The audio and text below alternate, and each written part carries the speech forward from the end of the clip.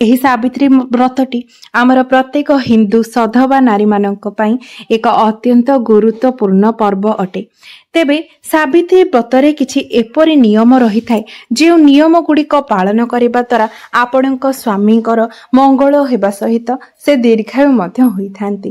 ଏବଂ ଯଦି ସାବିତ୍ରୀ ବ୍ରତ ଦିନ ଆପଣ ଏହି ନିୟମ ଗୁଡ଼ିକର ପାଳନ କରିନଥାନ୍ତି ତେବେ ଆପଣଙ୍କର ବ୍ରତ ଭଙ୍ଗ ହୋଇଯାଇଥାଏ। ଆପଣଙ୍କୁ ବ୍ରତର କୌଣସି ବି ଶୁଭ ଫଳ ପ୍ରାପ୍ତ ହୋଇନଥାଏ। ଏହା ବ୍ୟତୀତ ଆପଣଙ୍କ ସ୍ୱାମୀଙ୍କର ଅମଙ୍ଗଳ ମଧ୍ୟ ହୋଇଥାଏ।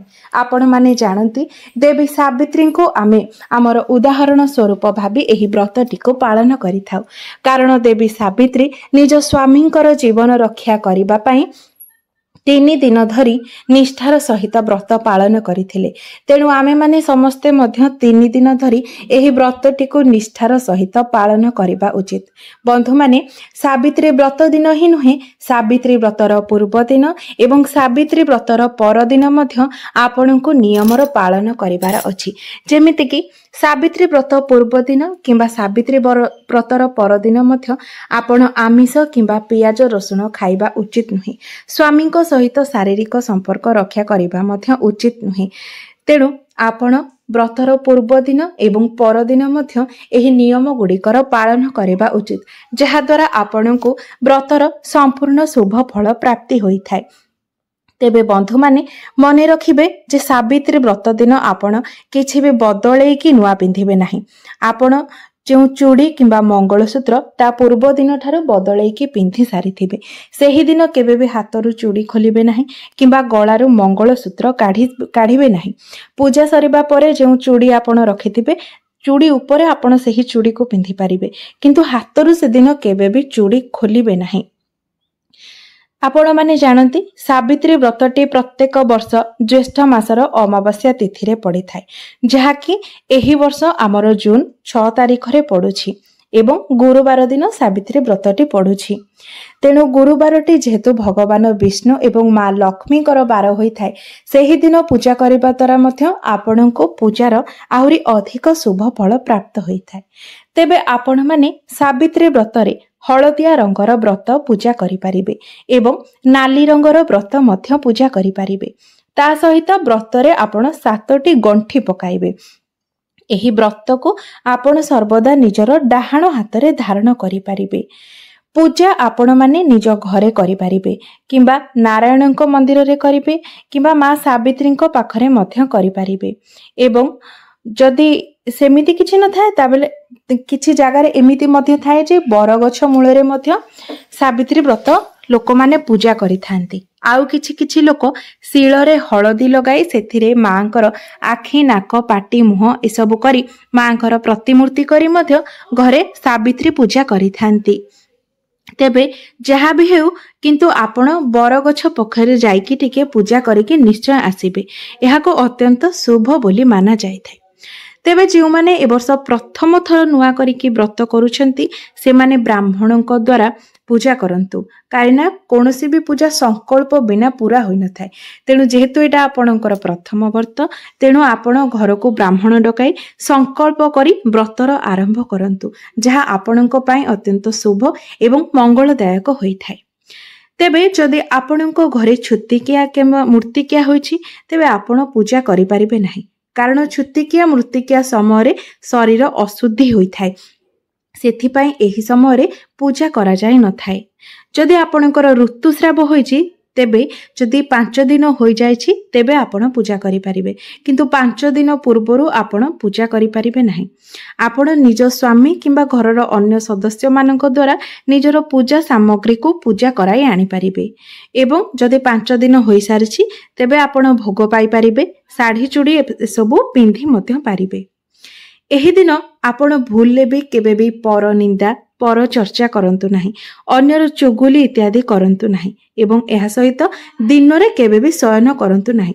ଆଉ ଗୋଟିଏ ଗୁରୁତ୍ୱପୂର୍ଣ୍ଣ କଥା ହେଲା, ଆପଣ ଏହି ଦିନ ବ୍ରହ୍ମ ମୁହୂର୍ତ୍ତରୁ ଉଠି ସ୍ନାନ କାର୍ଯ୍ୟ ସାରି ନିଜର ବ୍ରତ ଆରମ୍ଭ କରିବା ପାଇଁ ଚେଷ୍ଟା କରନ୍ତୁ।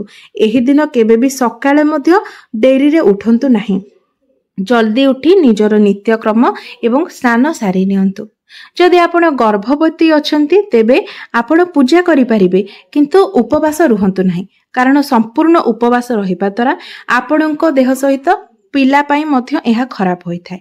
ତେଣୁ ଆପଣ ଏହି ଦିନ ଜଲ୍ଦି ବ୍ରତ ସାରି ଦେଇକି ତାପରେ ଫଳମୂଳ, ଶାଗୁ, ଗଜାମୁଗ, ଗଜାବୁଟ ଏସବୁ ଖାଇ ନିଅନ୍ତୁ। ଫଳ ଜୁସ୍ ପିଅନ୍ତୁ। ତେବେ ବାହାରର ଫଳ ଜୁସ୍ ନ ପିଇ ଆପଣ ନିଜ ଘରେ ଫଳରେ ଜୁସ୍ ବନାଇ ପିଇ ନିଅନ୍ତୁ। କିନ୍ତୁ ସମ୍ପୂର୍ଣ୍ଣ ଉପାସ କେବେ ବି ରୁହନ୍ତୁ ନାହିଁ, କାରଣ ଏହା ଛୁଆ ଓ ମା ଉଭୟଙ୍କର ଶରୀର ଉପରେ ଖରାପ ପ୍ରଭାବ ପକାଇଥାଏ। ଏହା ବ୍ୟତୀତ ଯେଉଁ ମହିଳାମାନଙ୍କର ଶରୀର ଅସୁସ୍ଥ ଅଛି ସେମାନେ ସାତ୍ଵିକ ଖାଦ୍ୟ ଗ୍ରହଣ କରିପାରିବେ, ଯେମିତିକି ପଣା ପିଇପାରିବେ, ଶାଗୁ ପଣା ମଧ୍ୟ ପିଇପାରିବେ, ଫଳ ଖାଇପାରିବେ। କିନ୍ତୁ ଆପଣ ମଧ୍ୟ କେବେ ବି ସମ୍ପୂର୍ଣ୍ଣ ଉପାସ ରୁହନ୍ତୁ ନାହିଁ କିମ୍ବା ଅଧିକ ସମୟ ଧରି ଉପାସ ରୁହନ୍ତୁ ନାହିଁ।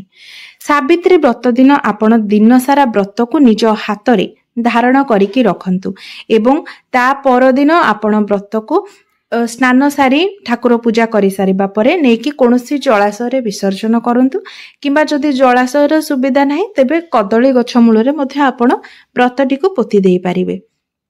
ଏହି ଦିନ କାହାକୁ ବି କଟୁ କଥା କିମ୍ବା ଖରାପ କଥା କୁହନ୍ତୁ ନାହିଁ, ମନକୁ ଖରାପ ଚିନ୍ତାଧାରା ଆଣନ୍ତୁ ନାହିଁ, ଈର୍ଷା ଭାବ ଆଣନ୍ତୁ ନାହିଁ। ଏହି ଦିନ ମା ସାବିତ୍ରୀଙ୍କୁ ସ୍ମରଣ କରନ୍ତୁ, ପ୍ରଭୁ ଶିବ ପାର୍ବତୀଙ୍କୁ ଏବଂ ଲକ୍ଷ୍ମୀ ନାରାୟଣଙ୍କୁ ମନରେ ସ୍ମରଣ କରନ୍ତୁ, ଯାହା ଆପଣଙ୍କୁ ଶୁଭ ଫଳ ପ୍ରଦାନ କରିବ। ଏହି ଦିନ ଆପଣ ନିଜ ସ୍ୱାମୀଙ୍କର କେବଳ ମଙ୍ଗଳ କାମନା କରନ୍ତୁ ଏବଂ ମନରେ ଭଗବାନଙ୍କୁ ସ୍ମରଣ କରନ୍ତୁ। ଏହି ଦିନ ଶୃଙ୍ଗାର ଜାତୀୟ ଜିନିଷ ଯଦି ଆପଣ ଅନ୍ୟକୁ ଦାନ କରନ୍ତି ତେବେ ଆପଣଙ୍କୁ ମା ସାବିତ୍ରୀଙ୍କର ବିଶେଷ କୃପା ପ୍ରାପ୍ତ ହୋଇଥାଏ। କିନ୍ତୁ ମନେ ରଖିବେ, ନିଜର ବ୍ୟବହୃତ ଶୃଙ୍ଗାର ଦ୍ରବ୍ୟ କେବେ ବି ଆପଣ କାହାକୁ ଦାନ କରିବେ ନାହିଁ। ଏହା ଦ୍ୱାରା ସ୍ୱାମୀଙ୍କର ଅମଙ୍ଗଳ ହୋଇଥାଏ। ମାତ୍ର ଆପଣ ନୂଆ ଶୃଙ୍ଗାର ଦ୍ରବ୍ୟ କିଣିକି ଦାନ କରିବା ଦ୍ୱାରା ଆପଣଙ୍କୁ ଅଖଣ୍ଡ ସୌଭାଗ୍ୟବତୀର ଆଶୀର୍ବାଦ ପ୍ରାପ୍ତ ହୋଇଥାଏ। ବ୍ରତଟି ଆପଣ ସମ୍ପୂର୍ଣ୍ଣ ନିଷ୍ଠାର ସହିତ ଏବଂ ଖୁସି ମନରେ ପାଳନ କରିବା ଉଚିତ। ଏପରି କରିବା ଦ୍ୱାରା ବହୁତ ମଙ୍ଗଳ ହୋଇଥାଏ। ବିବାହିତା ନାରୀମାନେ ମନେ ରଖିବେ ଯେ ସାବିତ୍ରୀ ବ୍ରତ ଦିନ କେବେ ବି କଳା ରଙ୍ଗର ବସ୍ତ୍ର କିମ୍ବା କଳା ରଙ୍ଗର ଚୁଡ଼ି ପରିଧାନ କରିବେ ନାହିଁ। କେବଳ କଳା ରଙ୍ଗ ହିଁ ନୁହେଁ, ଧଳା ରଙ୍ଗର କିମ୍ବା ନୀଳ ରଙ୍ଗର ବସ୍ତ୍ର କିମ୍ବା ଚୁଡ଼ି ମଧ୍ୟ ପରିଧାନ କରିବେ ନାହିଁ, କାରଣ କଳା ରଙ୍ଗକୁ ନକାରାତ୍ମକ ଶକ୍ତିର ପ୍ରତୀକ ବୋଲି ମାନା ଯାଇଥାଏ ଏବଂ ଧଳା ରଙ୍ଗଟି ସଧବା ନାରୀମାନଙ୍କ ପାଇଁ ଅଶୁଭ ହୋଇଥାଏ। ତେବେ ଆପଣ ଏହି ଦିନ ଭୁଲରେ ମଧ୍ୟ ଏହି ସବୁ ରଙ୍ଗର ଜିନିଷ ବ୍ୟବହାର କରନ୍ତୁ ନାହିଁ। ଆପଣ ସାବିତ୍ରୀ ବ୍ରତ ଦିନ ଯଦି ଲାଲ ରଙ୍ଗର ଶାଢ଼ୀ ଏବଂ ଲାଲ ରଙ୍ଗର ଚୁଡ଼ି ପୂଜା କରି ତାକୁ ପିନ୍ଧନ୍ତି, ଏହା ଆପଣଙ୍କ ପାଇଁ ଅତ୍ୟନ୍ତ ଶୁଭମୟ ହୋଇଥାଏ। ଆପଣଙ୍କୁ ଅଖଣ୍ଡ ସୌଭାଗ୍ୟବତୀର ବରଦାନ ମିଳିଥାଏ। ସାବିତ୍ରୀ ବ୍ରତକୁ ଆପଣ 3 ଦିନ ନିଷ୍ଠାର ସହିତ ପାଳନ କରିବା ଦ୍ୱାରା ମଧ୍ୟ ଆପଣ ସୌଭାଗ୍ୟବତୀ ହୋଇଥାନ୍ତି ଏବଂ ଆପଣଙ୍କୁ ଅନେକ ପୁଣ୍ୟ ଫଳ ମଧ୍ୟ ପ୍ରାପ୍ତି ହୋଇଥାଏ। ଏହି 3 ଦିନ ଆପଣ ପୋଡ଼ା ଦ୍ରବ୍ୟ, ଆମିଷ କିମ୍ବା ପିତା କିମ୍ବା ପିଆଜ ରସୁଣ ମଧ୍ୟ ଖାଆନ୍ତୁ ନାହିଁ ଏବଂ ତା ସହିତ ଏହି 3 ଦିନ ସ୍ୱାମୀ ସ୍ତ୍ରୀଙ୍କ ମଧ୍ୟରେ ଶାରୀରିକ ସମ୍ପର୍କ ରଖିବା ମଧ୍ୟ ଉଚିତ ନୁହେଁ। ଏହି ଦିନ ଆପଣ ନିଜ ଗୃହରେ ମିଠା ଜିନିଷ କିଛି ପ୍ରସ୍ତୁତ କରି ଠାକୁରଙ୍କ ପାଖରେ ଭୋଗ ଲଗାନ୍ତୁ ଏବଂ ଏହାକୁ ପରିବାରର ସଦସ୍ୟମାନଙ୍କ ମଧ୍ୟରେ ବାଣ୍ଟି ଦିଅନ୍ତୁ। ତ ଯେହେତୁ ଏହି ଦିନ ଗୁରୁବାର ଅଛି ଏବଂ ଏହା ମା ଲକ୍ଷ୍ମୀ ଏବଂ ଭଗବାନ ବିଷ୍ଣୁଙ୍କର ପ୍ରିୟ ବାର ଅଟେ, ତେବେ ଏହି ଦିନ ଚାହିଁଲେ ଆପଣ କ୍ଷୀରି ଭୋଗ କରି ଭଗବାନ ବିଷ୍ଣୁ ଏବଂ ଲକ୍ଷ୍ମୀଙ୍କ ଠାରେ ଭୋଗ ଲଗାଇ ଯଦି ତାହାକୁ ପରିବାରର ସଦସ୍ୟମାନଙ୍କ ମଧ୍ୟରେ ବାଣ୍ଟନ୍ତି, ତେବେ ମଧ୍ୟ ଆପଣଙ୍କ ଗୃହରେ ମା ଲକ୍ଷ୍ମୀଙ୍କର ସ୍ଥିର ବାସ ହେବା ସହିତ ପରିବାରର ସଦସ୍ୟମାନଙ୍କ ମଧ୍ୟରେ ଭଲ ପାଇବାର ମଧ୍ୟ ବୃଦ୍ଧି ହୋଇଥାଏ। ତ ବନ୍ଧୁମାନେ, ପୂଜା ଦିନ ଆପଣ ଯାହା ବି କିଛି ପୂଜା କରିବେ, ଚୁଡ଼ି ହେଉ କିମ୍ବା ପୂଜାର ଅନ୍ୟ ଯେକୌଣସି ସାମଗ୍ରୀ ହେଉ, ସେସବୁକୁ ଆପଣ ଭଲ ଭାବରେ ଦେଖିନେବେ ଯେ ଯେମିତି ସେଗୁଡ଼ିକ ଖଣ୍ଡିତ ନ ହୋଇଥାଏ କିମ୍ବା ଭଙ୍ଗା କିମ୍ବା ଫଟା ନ ହୋଇଥାଏ, କାରଣ ଖଣ୍ଡିତ ଏବଂ ଭଙ୍ଗା ଫଟା ଜିନିଷ ପୂଜା କରିବା ଦ୍ୱାରା ଅଶୁଭ ହୋଇଥାଏ। ସାବିତ୍ରୀ ବ୍ରତ ଦିନ ଆପଣ ଯଦି ମାଙ୍କୁ ନାଲି ରଙ୍ଗର ଫୁଲ ଅର୍ପଣ କରନ୍ତି, ତେବେ ଏହା ଦ୍ୱାରା ଆପଣଙ୍କ ଗୃହରେ ସୁଖ ଶାନ୍ତିର ବୃଦ୍ଧି ହୋଇଥାଏ। ଏହି ଦିନ ଆପଣ 16 ଶୃଙ୍ଗାରରେ ସଜ୍ଜିତ ହେବା ପାଇଁ କେବେ ବି ଭୁଲନ୍ତୁ ନାହିଁ। ଏହି ଦିନ ଆପଣ 16 ଶୃଙ୍ଗାରରେ ସଜ୍ଜିତ ହେବା ଦ୍ୱାରା ଆପଣଙ୍କ ସ୍ୱାମୀ ଦୀର୍ଘାୟୁ ପ୍ରାପ୍ତ କରିଥାନ୍ତି, କାରଣ ସଧବା ନାରୀ ପାଇଁ ଶୃଙ୍ଗାର ଅତ୍ୟନ୍ତ ଏକ आवश्यक जिनिस होइथाय। जदि एही दिन आपण नाली रंगर साड़ी चूड़ी पिंधि 16 श्रृंगार रे सज्जित हुअंती तो यह बहुत शुभ एवं मंगल होइथाय। पूजारे आपण सबु प्रकारर फल भोग करि परिबे। जदि आपणक पाखरे सबु प्रकारर फल नाही तेबे आपण 5 प्रकारर फल पूजा करि परिबे। तो 5 प्रकारर फल भी जदि न थाए तो आपण 5टी फल रे पूजा करि परिबे। सावित्री व्रत दिन जदि आपण निज स्वामींकर पैसा रे पूजा करती यह मध्य अत्यंत शुभ होइथाय।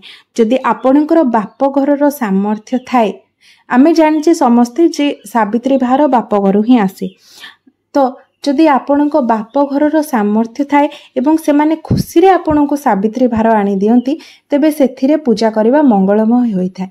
मात्र जदि आपणकर बाप घरर सामर्थ्य नाही आपणको सावित्री भार देबार, तेबे आपण बापा मां को केबे भी बाध्य करंतु नाही सावित्री भार आनिबा पाई। आपण निज स्वामी को पैसा रे जेतिकी हेउची सेतिकी टंका रे आनिकी सावित्री व्रत करंतु। एहा आपणको स्वामी को पाई भलो होइथाय। सावित्री व्रत दिन आमे काहाको पूजा करिथाउ। सावित्री व्रत दिन लक्ष्मी नारायण को पूजा करा जाए, शिव पार्वती को पूजा करा जाए, माँ सावित्री को पूजा करा जाए। यह सहित जम देवता को मध्य पूजा करा जाए, कारण देवी सावित्री सत्यवानों पई जम राजा को पूजा करिथिले। सावित्री व्रत दिन सबु जुगल मूर्ति को दर्शन करने अत्यंत शुभ होइथाय। जेपरिक भगवान शिव शंकर, माँ पार्वती एवं लक्ष्मी नारायण जुगल मूर्ति को दर्शन करने अत्यंत शुभ होइथाय, जहा द्वारा आपणक पति पत्नी जीवन थिबा जाए आपण जोड़ी होइकी रही पारिबे। एपरिक 7 जन्म पर्यंत मध्य आपण स्वामी स्त्री बंधन रे बांधी होई रही पारिबे। तेबे बंधु माने सबुठारु विशेष एवं मुख्य कथा हेउची सावित्री व्रत आमे स्वामी ही पालन करिथाउ। तेणु स्वामी ठारे आपणकर भक्ति एवं निष्ठापर भावना ही सबुठारु मुख्य कथा। आपणकर जदि निज स्वामी प्रति निष्ठापर भावना न थाए, भल पाइबा न थाए, आपणकर स्वामी प्रति समर्पण भाव न थाए, तेबे सावित्री व्रत पूजार मध्य कोनोसी मूल्य न थाए। किंतु जदि आपण निज स्वामी प्रति संपूर्ण समर्पित अटंती, स्वामी पई आपणकर निष्ठापर भावना रही थाए, त्याग भावना रही थाए एवं प्रकृतरे आपण स्वामी को निजर देवता समान भाबुथांती, तेबे आपण निश्चय भावरे सावित्री व्रतटे को निष्ठार सहित पालन करिथांती एवं एहार शुभ फल मध्य आपणक स्वामी को प्राप्त होइथाय। तेबे बंधु माने मोर एही भिडियोटी जदि आपनको भल लागि थाए तेबे भिडियोटी को लाइक करी चैनल टी को सब्सक्राइब करि देबे एवं कमेंट बॉक्स रे जय मां सावित्री निश्चय लिखिबे।